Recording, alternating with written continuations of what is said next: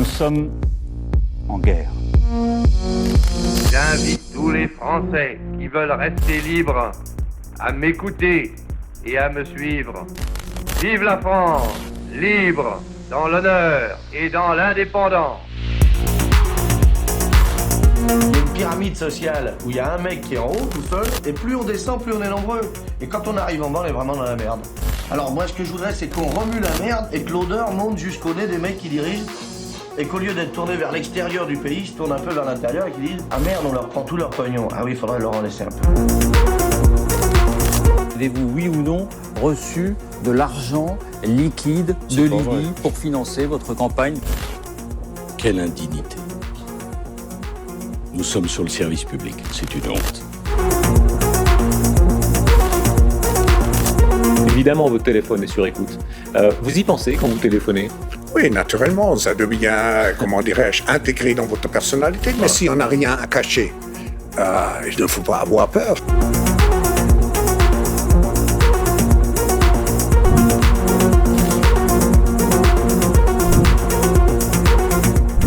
Bonjour l'autre voix.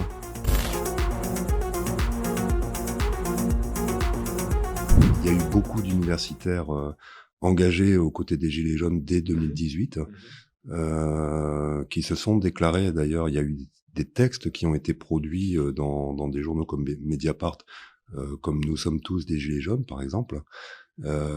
Et c'est un collectif qui regroupait quand même 1200 universitaires de toute la France, de différentes universités, dont moi je faisais partie. Et en fait, qui partait du constat suivant, c'est que les organisations politiques, voire syndicales, en fait, on se sentait assez mal à l'aise et on sentait une fraîcheur dans le soulèvement de novembre 2018. Et surtout, en fait, en tant qu'universitaire et chercheur comme moi en sciences sociales, on se trouvait assez mal à l'aise dans la posture classique des universitaires qui veulent toujours être les porte-parole des mouvements sociaux ou les porte-parole des plus pauvres, etc. Et on a considéré en fait que là, il y avait une expression populaire dans la rue qui avait besoin d'être entendue et que avant de produire des discours en fait et des analyses sur la nature de ce mouvement social, il fallait prendre cette parole comme un trésor et être capable de l'entendre et de la comprendre. Voilà. En fait, c'est cette posture-là intellectuelle, donc de laisser la parole à ceux qui la produisent, qui nous a conduit en fait à endosser le gilet jaune à côté des gilets jaunes, et donc à les accompagner sur un certain nombre de sujets qui allaient de la question de la transition écologique à qu'est-ce que c'est que la démocratie, qu'est-ce que c'est que la question du consensus, parfois la question de qu'est-ce que c'est que l'impôt, le consentement à l'impôt, etc., etc. Donc en fait, on a accompagné nous avec nos idées, avec notre indépendance d'esprit, mais ce qui était fondamental, c'était de respecter la parole de gens. Donc moi, je reprends l'expression d'ailleurs de Jacques Rancière, qui en fait sont des sans-parts, c'est-à-dire qui en fait sont invisibilisés et inaudibles dans l'espace politique quotidien. Et c'est ça qui nous importait, c'est-à-dire de montrer que oui, nous en tant que chercheurs, on est dans des positions de visibilité, mais qu'il y a toute une série de gens aujourd'hui qui veulent avoir accès à la parole publique et qui n'y ont pas droit parce qu'ils sont dans des positions d'invisibilisation et d'inaudibilité. Voilà. Donc, et je pense que ça a changé beaucoup de choses dans la manière de comprendre ce mouvement. Bon, il y a eu beaucoup de littérature, beaucoup d'écrits depuis de la part de collègues universitaires, mais c'est aussi un changement dans les postures intellectuelles parce que dans le champ académique, ça veut dire effectivement qu'on a renoncé à être des Jean-Paul Sartre ou des Pierre Bourdieu qui analysent le mouvement social comme ça un peu en surplomb avec des grosses catégories macro-sociologiques pour essayer d'être dans une posture plus compréhensive et qui implique donc c'est pas la figure de l'intellectuel organique, c'est la figure de l'intellectuel qui accompagne la vie de la société dans laquelle il vit, quoi. Voilà.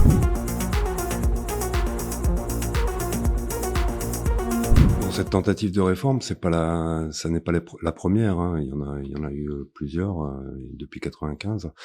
Moi,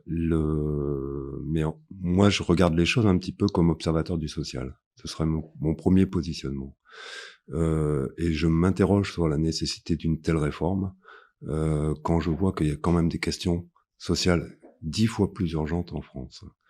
Je pense que n'importe quel Parisien, puisque on est à Paris et que moi je suis parisien, qui se balade dans la rue, mais c'est pas seulement le cas. Je connais d'autres régions, enfin d'autres villes de France ou régions de France, se balade dans la rue et constate que la misère est absolument grandissante, qu'aujourd'hui on a des familles monoparentales avec des enfants qui vivent dans la rue, que la situation économique est très difficile pour les Français sur des questions aussi larges que celle du prix de l'énergie, mais aussi de l'accès à l'alimentation.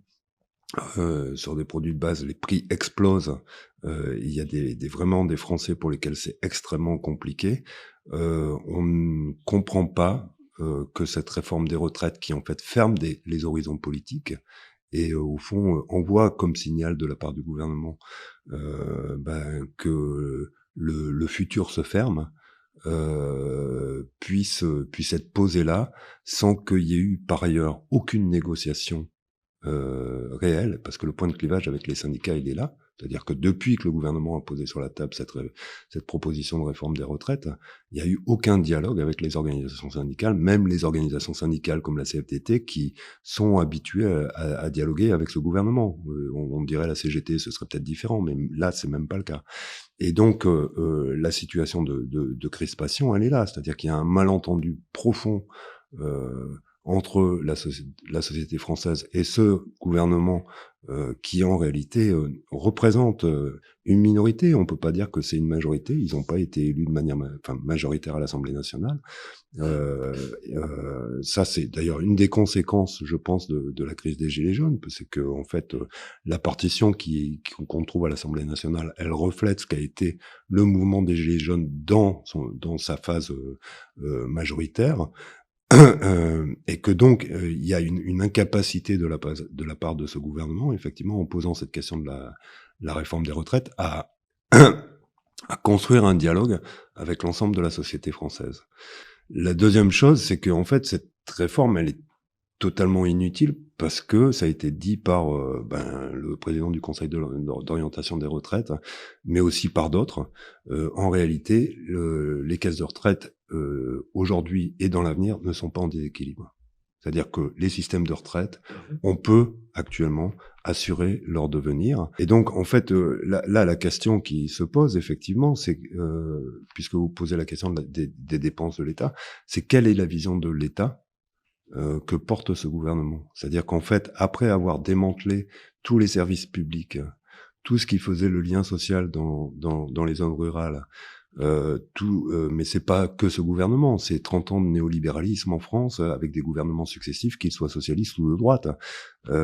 Tout ce démantèlement, en fait, conduit aujourd'hui à démanteler le cœur. C'est-à-dire qu'une fois qu'on a démantelé en fait tout ce qui était les services publics, etc., maintenant on s'attaque au cœur, c'est la question de l'État. Parce que dans le système républicain français, effectivement, l'État, c'est par là que passe la question de la redistribution des richesses, hein, et c'est par là aussi que passait le traitement d'une relative égalité entre tous les Français.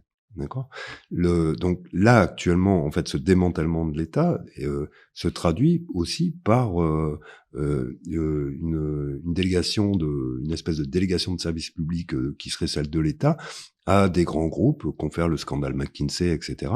Et donc effectivement, on voit bien que c'est le modèle continu en fait du premier mandat de Macron, celui de la Startup Nation, qui en fait gouverne aujourd'hui l'État. C'est-à-dire que l'État, au fond, c'est une coalition d'intérêts privés qui se sont emparés d'un certain nombre de petites mannes et qui jouent manifestement une espèce de petite redistribution entre eux. Et donc, si on revient à la question de la réforme des retraites, en fait, on se pose la question de quelle est l'utilité de cette réforme, sachant qu'effectivement, les comptes à l'avenir sont à l'équilibre, et surtout qu'en fait, on pourrait profiter de cette réforme pour reposer un certain nombre de questions qui engageraient la France dans une position, enfin dans des réformes modernes et non pas rétrogrades. L'une d'entre elles, et qui est portée par un certain nombre de syndicats et de forces de gauche, c'est effectivement la question de l'égalité salariale entre les hommes et les femmes. Plus les femmes auront des salaires égaux à ceux des hommes, plus elles participeront aux cotisations sociales qui financent les caisses de retraite. Parce que bien souvent, elles ont des carrières plus courtes. Elles ont effectivement la plupart du temps eu à charge dans les familles de prendre en charge l'éducation des enfants, donc congé parental, la question du congé parental paternel. Ou du congé de paternité, c'est une question, en fait. Il y a des gens qui le font, mais ça reste quand même un phénomène très très minoritaire en France. Et ça impacte profondément les carrières des femmes. De surcroît, quand elles arrivent sur le marché de l'emploi, elles arrivent en général un peu plus tard, ou enfin assez souvent un peu plus tard, en fonction des niveaux de qualification. Mais elles commencent déjà avec un salaire qui est inférieur à celui des hommes, et donc elles se retrouvent à terme avec une durée de cotisation quand même qui est largement écourtée par rapport aux hommes. Donc je veux dire, là il y a quand même une mesure d'égalité à poser et à reprendre, et ça passe par la question du traitement salarial à égalité, quoi. Donc sur le marché de l'emploi.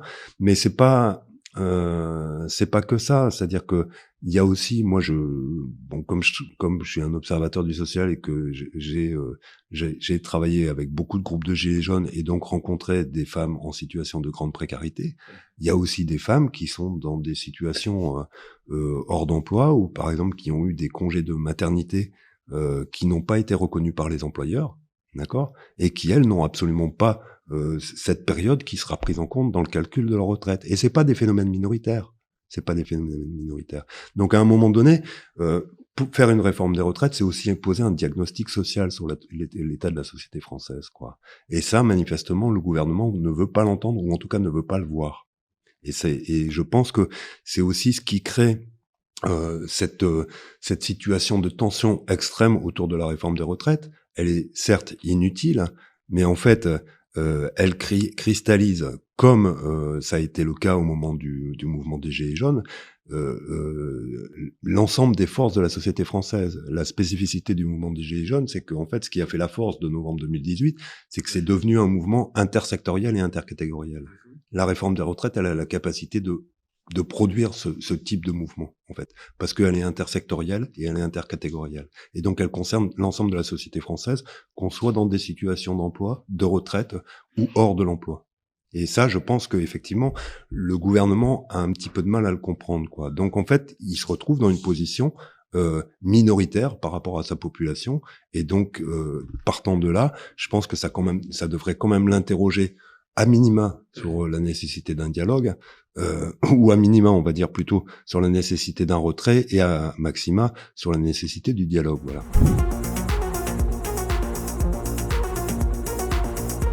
Enfin, d'abord, l'espérance de vie, elle est pas la même pour selon qu'on est un ouvrier de la pétrochimie ou selon qu'on est un intellectuel qui travaille à l'université, quoi. On n'a pas exactement les mêmes conditions de travail, et ça n'a pas exactement le même impact sur la santé. Moi, par exemple, je connais beaucoup d'ouvriers qui travaillent comme ouvriers paysagers dans des jardins, par exemple au Luxembourg, ou dans les musées, etc. À partir de 40 ans, la moitié d'entre eux, ils ont quand même une sciatique dans le dos. Leur métier, c'est de prendre une bêche et de retourner la terre.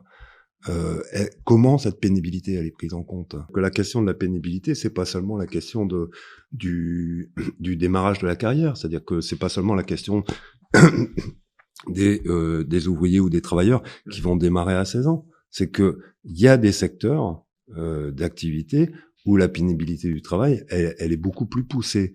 Elle est aussi, elle est poussée du fait de contraintes physiques parfois. La pénibilité du travail, elle peut aussi se définir par le fait que, à la différence de la génération de nos parents ou de nos aînés, les gens aujourd'hui n'ont plus une seule carrière tout au long de la vie. en fait, ils ont de multiples carrières avec des changements d'orientation professionnelle. Et donc, ils exercent différents métiers qui ont différents impacts aussi sur leur capacité intellectuelle et corporelle, pour dire les choses de manière relativement basique. Et ça, c'est des choses qui normalement devraient pouvoir être prises en compte. Ça veut dire que ces carrières hachées, en fait, elles vont largement aussi contribuer à faire en sorte que, au final, les gens auront des carrières beaucoup plus courtes et que le système de répartition, il pourra pas fonctionner et que donc ils seront obligés de faire appel à la capitalisation. Contrairement à ce que le gouvernement dit, il dit on a un système par répartition qu'on veut maintenir. Mais non, en réalité, les situations d'emploi sont tellement difficiles, et j'ai envie de dire dans tous les secteurs aujourd'hui. C'est-à-dire que même des métiers qui étaient et qui sont encore relativement privilégiés, comme le mien, celui d'enseignant-chercheur, sont devenus, à la différence de la génération précédente, des métiers parfois pénibles. Un chercheur aujourd'hui, c'est pas quelqu'un qui est dans son bureau ou sur son terrain et qui prend l'avion tous les jours. C'est quelqu'un qui, pour les 3/4 de son temps, passe son temps à gérer des projets, à avoir une situation de stress parce qu'il doit gérer des situations d'emploi pour les jeunes doctorants qui, eux, sont en situation précaire, etc., etc. Et en fait, ça engendre une pénibilité du métier. Cette pénibilité du métier, elle n'existait pas pour nos aînés. C'est-à-dire qu'aujourd'hui, moi, je constate, dans ma propre profession, qu'il y a des gens qui ont épousé ce métier par passion, ça a été mon cas, mais qui, en fait, du fait de la pénibilité, n'ont plus la passion du métier. C'est les 20 dernières années qui nous ont imposé le management de la recherche et de l'enseignement supérieur, grosso modo. Où, grosso modo, on s'est retrouvé avec des laboratoires où on a de moins en moins de gestionnaires de labos qui sont des ITA ou des ingénieurs de recherche, et donc à devoir prendre en charge, en tant que chercheur, des fonctions administratives qui étaient exercées auparavant par d'autres corps de métier dans nos institutions. Par ailleurs, puisqu'on parle des ITA et des ingénieurs de recherche, moi j'ai la chance d'être chercheur et d'être, j'ai envie de dire, relativement protégé, même si probablement si je vais travailler aux États-Unis ou dans d'autres pays, quand même en termes de salaire, ce serait un peu mieux. Mais le fait est que aujourd'hui, ces ITA et ces ingénieurs qui ont des niveaux de qualification moindres par rapport aux nôtres et donc des niveaux de salaire inférieurs ont exactement les carrières courtes que nous avons. Donc, grosso modo, un chercheur, il commence aujourd'hui, un chercheur qui est recruté au CNRS, il commence à 35 ans. D'accord ? La durée de cotisation, elle est de combien ? Donc, à quel âge on va terminer ? À 75 ans ? C'est ça la réalité. Après, je vais pas faire de notre situation, je vais pas pleurer sur notre situation parce qu'on n'est pas les plus exposés. De surcroît, quand on aime son métier, on a plutôt envie de continuer. Mais la réalité, c'est qu'il y a toute une série de gens dans l'univers de l'enseignement de l'ESR, l'enseignement supérieur et la recherche, qui sont associés à des fonctions support, donc qui soutiennent les laboratoires et qui bien souvent ont des carrières tout aussi courtes que les nôtres et qui eux aussi seront obligés de capitaliser avec des salaires qui sont moindres. Et puis il y a une autre configuration, c'est la génération d'après, c'est-à-dire les jeunes qui sont recrutés depuis une dizaine d'années maintenant et qui sont dans des situations d'emploi précaires, de post-doctorants, qui cumulent ces situations de post-doctorat, c'est-à-dire que ils ont des carrières du coup hachées tout au long de leur vie. Aujourd'hui, on a des gens qui ont 50 ans, d'accord, dans nos institutions, et qui n'ont eu que des carrières de post-doc et qui enchaînent les post-doc, voilà, sans aucun horizon. Et donc, qu'advient-il, pour ces catégories de personnel? Donc voilà, donc en fait, je prends cet exemple de l'enseignement supérieur pour dire que, et c'est d'ailleurs encore une fois une des raisons pour lesquelles un certain nombre de personnels de l'ESR ont rejoint les Gilets jaunes. C'est-à-dire qu'en fait, on a compris quand il y a eu le mouvement de novembre 2018 que, y compris toutes ces franges catégorielles qui sont liées à l'enseignement supérieur subissaient exactement le même processus de déclassement des professions que que le reste de la société, alors qu'on pensait être dans des positions relativement privilégiées, quoi. Voilà. C'est pas pour défendre des positions privilégiées, mais c'est pour dire effectivement qu'il y a un grand déclassement qui a été organisé savamment dans la société française et qui donc justifie aujourd'hui on ait des mobilisations intersectorielles et intercatégorielles qui marchent. Voilà. et sur des thématiques qui du coup rassemblent. Et ça a été le cas des Gilets jaunes en 2018, c'est le cas des retraites aujourd'hui, il y en aura peut-être d'autres demain.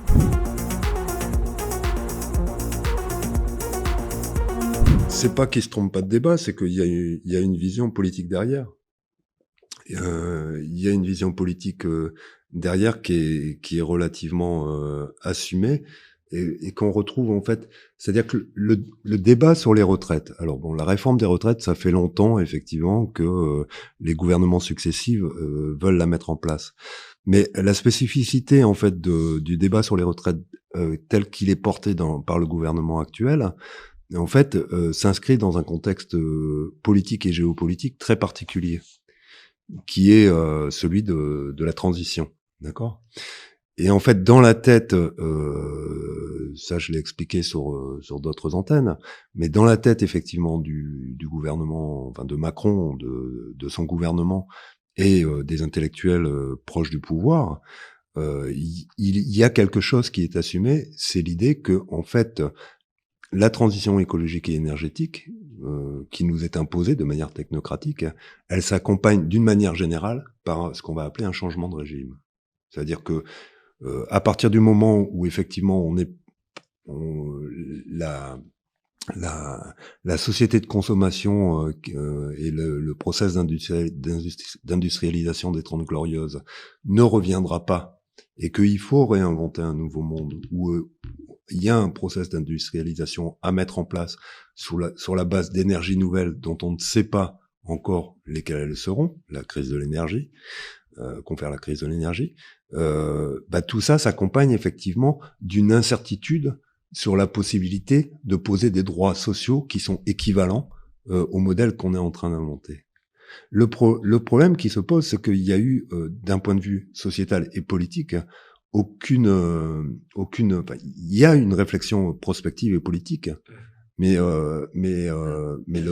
là, on a l'impression qu'en fait, ce gouvernement prend la question d'une espèce ou impose une espèce de décroissance forcée à la population française, qui se traduit par vous arrêtez de prendre votre voiture, vous consommez moins d'essence, et donc on augmente le prix de l'essence ou on laisse faire.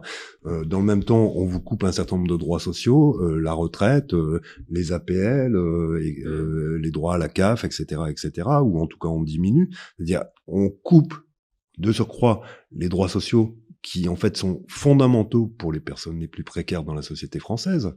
Et moi, quand je dis ça, vraiment, ce que j'ai en tête, c'est aussi l'abbé Pierre en 46, quoi. Je veux dire, qui s'insurge contre le fait de voir des gens qui normalement ne devraient pas être dans la rue se retrouver dans la rue avec des gosses, quoi. On est dans une situation proprement insupportable, et moi, je trouve vraiment insupportable que le gouvernement l'entende pas.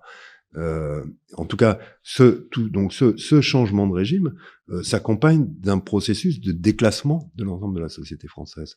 Mais en même temps, confère tout le débat, par exemple, qu'on a eu dernièrement sur la question de l'énergie. Est-ce qu'on va vers le nucléaire ou vers l'éolien ou etc. Et puis les revirements de situation en 10 mois montrent en fait qu'il n'y a aucune perspective politique qui a été pensée sur le long terme. Et c'est extrêmement inquiétant. Et moi qui travaille un petit peu sur ces questions d'énergie, en tout cas sur la question de la socialisation de l'énergie dans des pays en Afrique de l'Est, parce que c'est ça mon cœur de métier, ça m'interroge parce que en fait ça veut dire qu'il y a eu aussi aucun grand programme de recherche lancé, alors que depuis 20 ans, on sait qu'on doit sortir des énergies fossiles. Et que l'énergie, c'est le cœur qui fait fonctionner la société. Donc, en fait, ce gouvernement est dans une situation d'impasse. Il est dans une situation d'impasse parce que les choses n'ont pas été anticipées et parce que lui-même ne les a pas pensées. Et il suffit pas de décréter révolution, ce qui a été le premier mot d'ordre de Macron pour se faire élire, pour effectivement faire une révolution dans la société française. Là, en fait, on est dans un changement de régime dont on perçoit de plus en plus que il est organisé par des groupes ou des coalitions d'intérêts privés, ou en tout cas des coalitions d'intérêts, on va dire ça comme ça.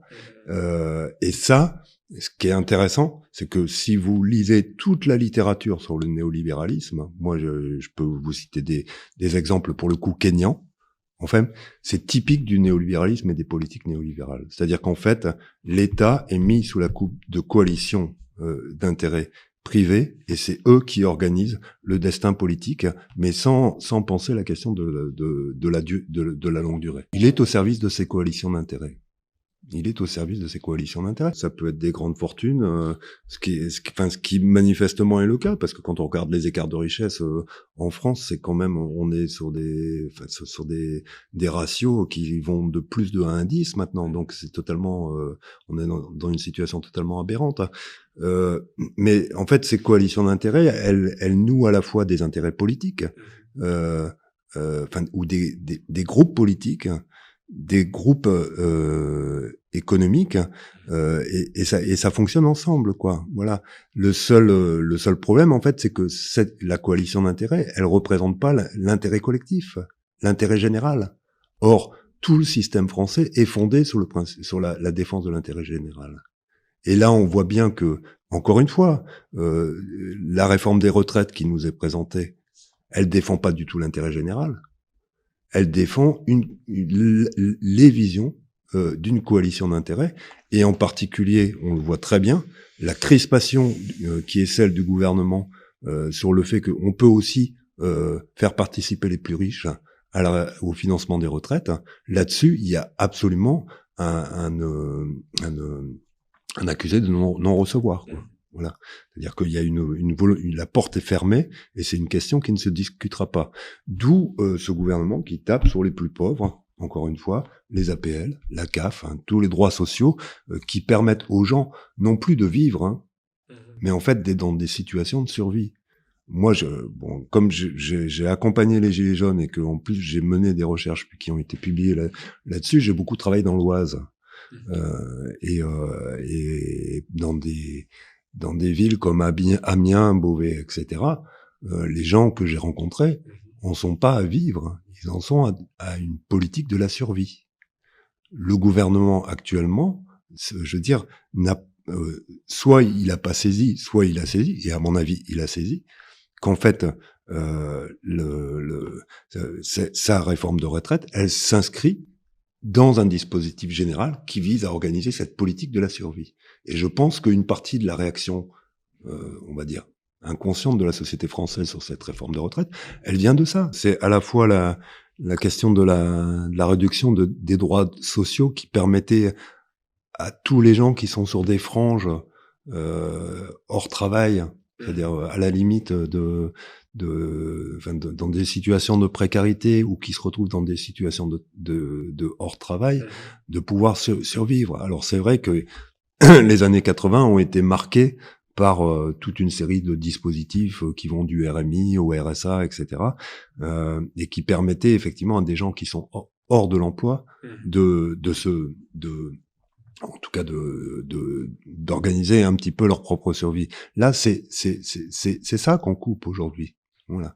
Et en fait, le problème qui se pose, c'est que il y a eu récemment, prenons un autre exemple, des luttes qui ont été menées sur la question salariale, notamment dans le secteur de l'énergie. On se rappelle des grèves il y a 2-3 mois sur ces questions-là. Pourquoi ces luttes sur la question de l'augmentation des salaires sont menées? Parce que les gens, en fait, ont bien compris et ont anticipé que le système de retraite par répartition risque de disparaître, et que s'ils n'ont pas un peu plus de salaire pour capitaliser, ils pourront pas capitaliser. Donc, en fait, l'avenir, les jours heureux que doivent être la retraite, en fait, sont pas du tout assurés. Et donc, ça veut dire que la situation des retraités, qui l'est déjà, enfin, je veux dire, quand on voit la situation d'un certain nombre de retraités qui sont des retraités classe moyenne aujourd'hui, ces gens-là sont complètement déclassés et sont déjà dans une politique de la survie. C'est ça l'horizon, en fait, qui se dessine. Et ce gouvernement, en fait, ne fait qu'aménager cette politique de la survie, comme si en fait on pouvait s'en satisfaire avec aucune promesse d'emploi à la clé. Je veux dire, aujourd'hui, la situation de l'emploi en France, elle est absolument catastrophique, contrairement à tous les chiffres qu'on entend, mais dont on sait très bien aussi comment ils sont trafiqués. Je veux dire, les radiations sur les listes de Pôle emploi, etc., on sait ce que c'est, quoi. Donc à un moment donné, voilà, on est cette réforme, elle semble être structurelle. En réalité, elle ne l'est pas, quoi. C'est juste un petit pion qui est avancé et qui permet d'organiser progressivement le démantèlement de tout l'appareil de l'État, de tout le système de protection sociale. Alors, ne parlons pas du welfare state parce que ça fait longtemps qu'il n'existe plus en France. Enfin, l'État protecteur, quoi, protecteur au sens de la protection sociale. Mais c'est bel et bien tout ça. Et ça, dans la société française, ça s'accompagne aussi d'une dissolution de la solidarité en fait entre les Français, parce que qu'est-ce qui organisait cette protection sociale? C'était le principe de solidarité entre les générations et entre les Français, d'accord? Aujourd'hui, on voit bien, enfin c'est très clair que le gouvernement n'a cessé, ce gouvernement depuis 2 mandats n'a cessé de diviser les Français. Le discours, enfin je veux dire avec un certain nombre de collègues. Combien de fois on s'est retrouvé dans des situations, je dis bien de sidération, sur des propos qui sont tenus par des membres du gouvernement. De sidération, parce que au lieu d'apaiser des situations, au lieu d'essayer de construire du dialogue, en permanence, on a l'impression qu'ils mettent l'huile sur le feu et au fond, ils souhaitent organiser une situation de, je sais pas, d'insurrection permanente, etc., quoi. C'est aussi une des caractéristiques du néolibéralisme, que justement de dissoudre les solidarités, d'opposer les gens les uns aux autres sur des bases individuelles, et surtout de faire comprendre que la victime porte la responsabilité individuelle d'être victime. Et il y a un travail de culpabilisation qui se fait, qui est insidieux. Et en fait, il y a une intention dans cette manière de faire. C'est effectivement de faire en sorte que les Français ne soient pas solidaires les uns avec les autres. Et encore une fois, ça fait partie des choses qui m'ont marqué et et pour lesquelles j'ai accompagné les Gilets jaunes. C'est que le mouvement des Gilets jaunes a posé comme principe fondateur la fraternité. Là, il y avait en novembre 2018, à plusieurs reprises, une banderole, une des seules banderoles qu'on voyait sur le rond-point des Champs-Élysées d'ailleurs, c'était « Nous avons retrouvé la fraternité, maintenant on vient reprendre la liberté et l'égalité ». Et en fait, ce principe de fraternité, il dit tout de la nécessité de reconstruire du lien social pour ensuite penser et essayer d'organiser un projet politique. J'en parlais l'autre jour avec Fawzi Lelouch. Il disait, en fait, le problème, c'est qu'on a réussi à reconstruire des fraternités, mais qu'on n'a pas été capable, effectivement, d'aller au-delà et de penser ou d'imaginer un futur politique qu'on puisse opposer ou construire comme une alternative à ce qui nous est proposé. Ça a été un peu la limite des Gilets jaunes. Et pourtant, il y a eu beaucoup de victoires, faut pas croire. Il n'y a pas d'alternative qui a émergé. Et je pense que c'est une des grosses difficultés de la société française. Je pense que ce qui a bloqué, c'est que très vite, en fait, les appartenances politiques classiques et idéologiques ont refait surface. Par exemple, dans le mouvement des Gilets jaunes, on avait des gens d'extrême droite et d'extrême gauche, et que effectivement, il y a des réflexes idéologiques qui n'ont pas pu être partagés et qui ont empêché effectivement de penser un politique au-delà des logiques partidaires. Je prends la question de l'État. Il y a une partie des Gilets jaunes qui à un moment donné a réclamé la disparition de l'État. Mais c'était pas le point de vue de tout le monde en fait, voilà. Et c'était pas le point de vue de tout le monde parce que s'il y a plus d'État, vous organisez comment la répartition sociale et des richesses et les caisses de retraite en l'occurrence. On est dans des situations complexes où il faut inventer des choses. Ça veut pas dire qu'il n'y a pas eu des tentatives aussi. Il y en a eu. Il y a eu Commercy. Moi, j'appartiens aussi un groupe de gens qui réfléchissent sur la question de l'écologie populaire, où on a proposé, je veux dire, par exemple, il y a eu tout un travail sur le concept de biorégion qui a été mené par des gilets jaunes. Comment est-ce qu'on réorganise un peu sur le modèle japonais l'économie française autour d'une logique de production artisanale, mais qui fait sens dans des biorégions et qui permettrait à la fois de concilier des positions de petit entrepreneuriat avec justement des choses qui sont utiles et qui dessinent un projet de société, quoi. En fait, et c'est ce qui est aberrant, c'est-à-dire qu'en fait il y a des solutions qui existent dans la société française, mais on a l'impression que là la seule modalité d'organisation de la société française sur le plan économique, elle est dictée par une structure technocratique, c'est-à-dire par les grands groupes. Sur la question de l'énergie, il est très clair que actuellement les grands groupes industriels veulent pas s'intéresser au low-tech, c'est pas rentable. Alors qu'en fait, ça débloquerait un certain nombre de choses. C'est-à-dire, il y a des gens aujourd'hui qui peuvent plus se chauffer en France. Peut-être qu'il y a des solutions à trouver hors circuit, hors réseaux nationaux, qui permettraient à ces gens effectivement d'avoir accès à l'électricité, quoi. Et donc peut-être que là aussi il faut essayer de repenser les modèles. Ce qu'il faut comprendre aujourd'hui, c'est que le modèle démocratique que nous avions collectivement imaginé en France, je dis pas qu'il a fonctionné réellement, mais en tout cas il y avait un imaginaire du modèle démocratique. Et l'imaginaire du modèle démocratique, c'est qu'effectivement les citoyens, notamment par le suffrage universel, mais pas seulement, par le débat. Donc ce débat, c'est la controverse, le dissensus, le désaccord, ou le consensus.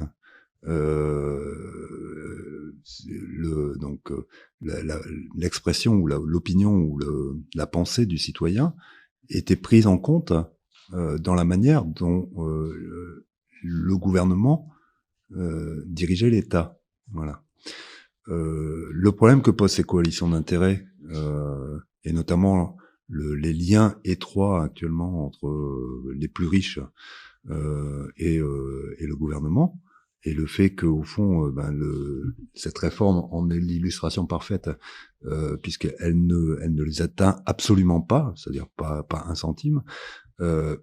Ces coalitions d'intérêts empêchent le débat démocratique. Et en fait, on pourrait en refaire l'histoire, parce que en venant dans ce studio ce matin, je réfléchissais à ça. Mais ce qui s'est passé, c'est que moi, j'ai grandi dans les années 80, donc plutôt sous l'ère Mitterrand. Et effectivement, la règle politique de l'ère Mitterrand, c'était un petit peu que la démocratie s'était réorganisée autour de l'idée du consensus, et que les décisions politiques étaient prises sur la base d'un consensus, donc d'un accord entre différentes parties qui constituait un espèce d'équilibre minimal et qui permettait de prendre une position. Ce modèle, en fait, a complètement volé en éclats avec la crise de novembre 2018, et notamment les positions qui ont été formulées par un certain nombre de gilets jaunes, par exemple, où on a vu apparaître des refus de consentement à l'impôt, publiquement exprimés. Donc ce refus du consentement à l'impôt, c'est effectivement le refus de participer et de contribuer à ce qui est la chose commune, donc le budget de l'État, qui fait l'objet d'une répartition équilibrée entre les différents citoyens. Et en fait, cette situation de dissensus, qui pourtant est nécessaire au débat démocratique, c'est-à-dire qu'il n'y a pas de débat démocratique sans qu'il y ait de désaccords. Pour se mettre d'accord, il faut commencer par poser les désaccords. Mais là, en fait, on est dans une situation où le gouvernement laisse, et même les médias actuellement, dans le traitement de la réforme des retraites, laissent s'exprimer les désaccords, mais sans jamais chercher les points d'accord. C'est-à-dire qu'en fait, il y a des positions qui sont figées, de désaccords qui sont exprimés sur deux visions fondamentalement opposées de la société, et il n'y a pas de débat. Donc, à partir du moment où il n'y a pas de débat, il peut pas y avoir de solution. Et quand le gouvernement, effectivement, refuse d'ouvrir le dialogue sur cette réforme de retraite, ce qui passerait par un retrait préalable, il joue un jeu extrêmement dangereux, quoi. Il joue un jeu extrêmement dangereux parce qu'en fait, d'abord, ce sont tous les fondamentaux de la démocratie qui sont remis en cause. Et le fondamental, c'est le débat.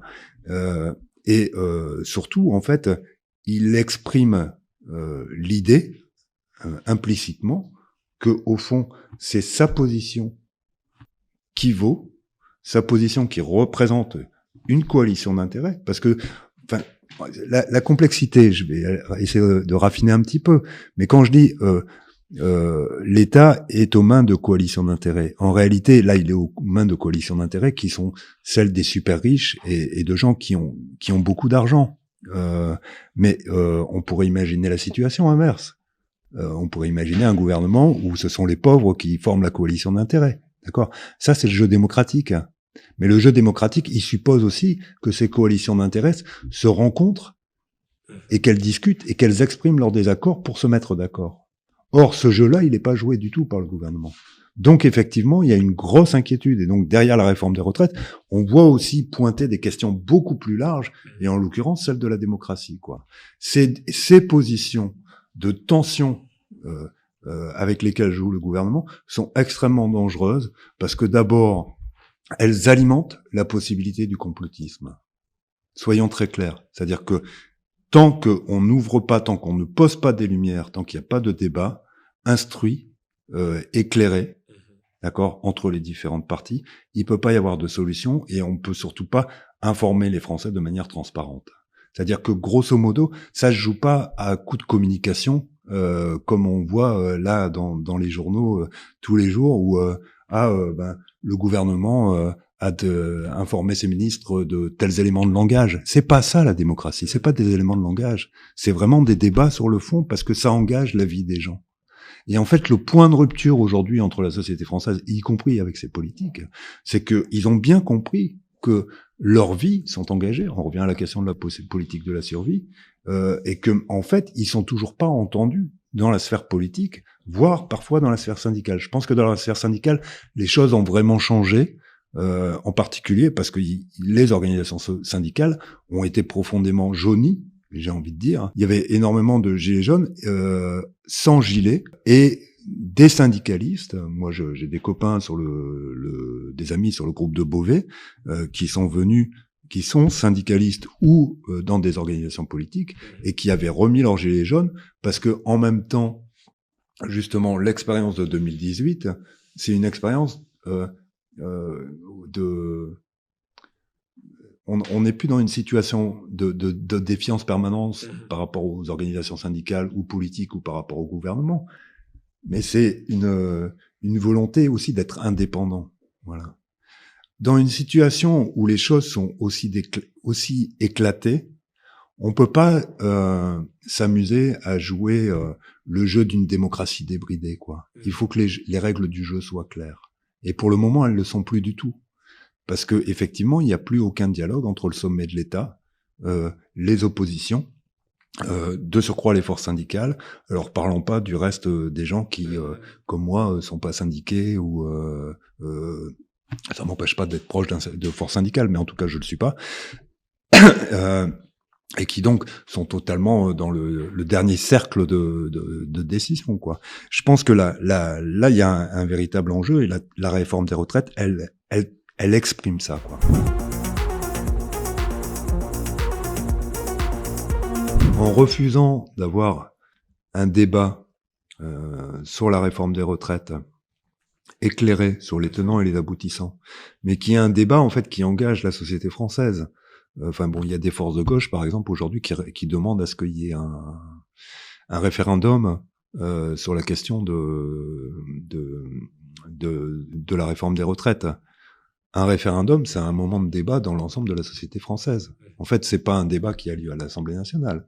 C'est un moment où pendant 3, 4, 6 mois, effectivement, c'est l'ensemble de la société qui, d'une certaine manière, s'arrête et prend le temps d'exposer ses divergences, ses vues, ses options futures sur la nécessité ou non d'une réforme et laquelle.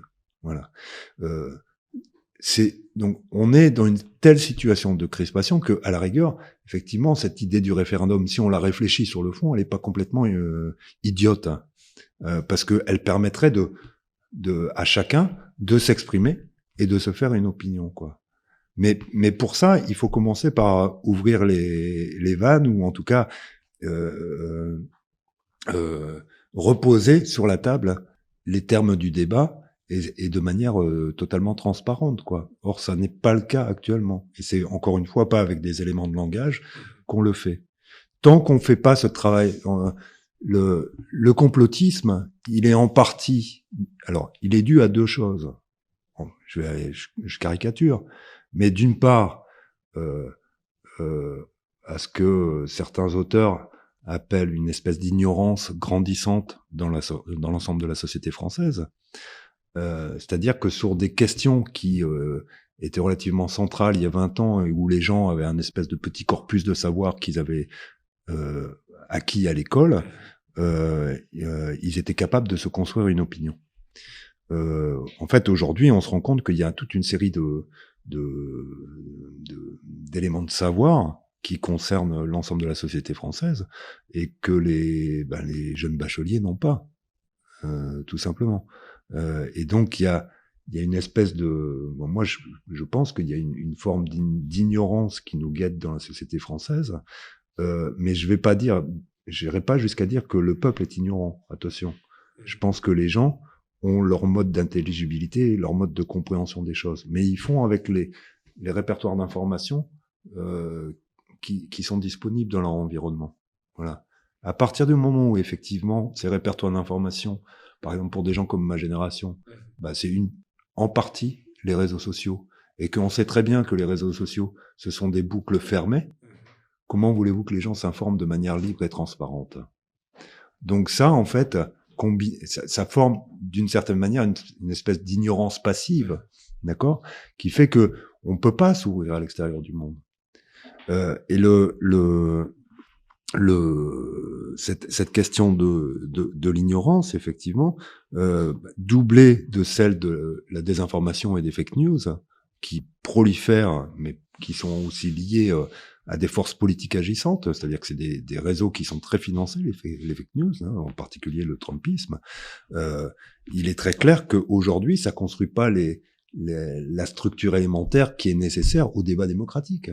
Je vais prendre un exemple proche de choses que j'ai connues, mais quand il y a eu ce fameux convoi de la liberté au Canada, on sait qu'il y a des millions de dollars qui sont passés et qui ont été envoyés par les forces trumpistes américaines vers le Canada. Et c'est ça qui a financé effectivement une partie du convoi de la liberté.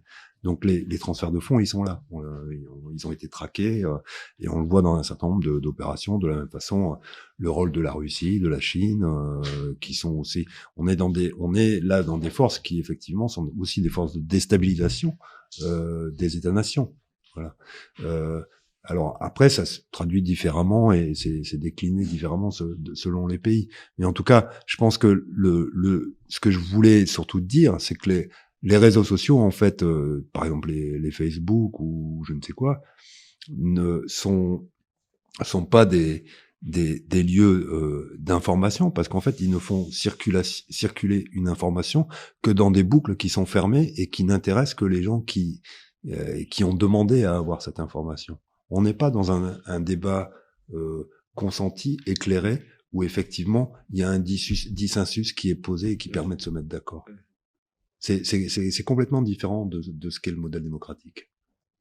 Et donc on voit bien que je pense que le président de la République a encore beaucoup à apprendre, effectivement, de ce qu'est le fonctionnement d'un système démocratique, parce que pour le moment, il y a un certain nombre de choses, après 2 mandats, soit volontairement, soit involontairement, manifestement, qu'il a totalement mis de côté, quoi. Voilà. Et c'est pas faute de travaux, hein, parce que les travaux des universitaires sur ces questions-là, ils sont légion, j'en suis pas spécialiste, je fais que relayer des travaux de collègues, quoi.